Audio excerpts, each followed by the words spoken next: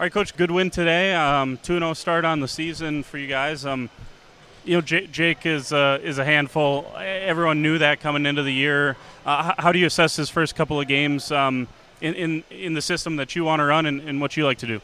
The first couple of games, from when I first saw him, he's made some good strides since I've taken the job, and he will be probably the kid I am on, yelling at, encouraging more than any other player. When you have a player like that, pretty special. You don't get that size and athleticism very often, but so he's improving, but he has a long way to go. But I'll take what he's delivered to us so far. In the first half, I think I wrote it down. They were in the bonus, something like 11 minutes to go in that first half. I think you guys had 2 more fouls.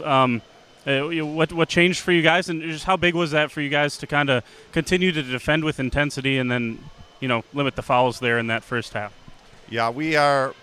We're trying to put some pressure on the ball like most good teams do, and that's an art, and it's we have to develop habits with our kids, and some players have picked up a little faster than others. So, we're finding out as we go that some lineups are a little bit more efficient in that regard, and then sometimes you got to balance that with what you're trying to get done on the offensive end. So, finding that chemistry.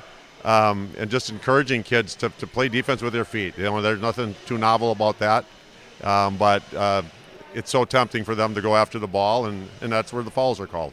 So they went on something like a 10-2 run near the start of that second half. Jackson responds. I think he had 6 of 8 points for you guys in a short burst there. When he gets into passing lanes and really gets going in transition, how difficult is he a guy to defend, and what does he mean to you guys in terms of being that second or third option, depending on the night with Jake?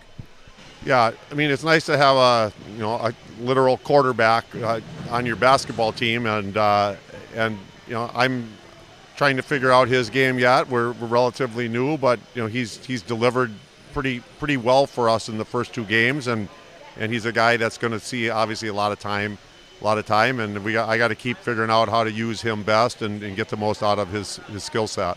Last one for you. You got a couple of talented sophomores on this team. I thought Keegan tonight was tremendous in terms of being aggressive. How difficult is that for a sophomore to kind of step into a varsity team and have the aggression that these couple of sophomores have kind of shown in their limited time so far?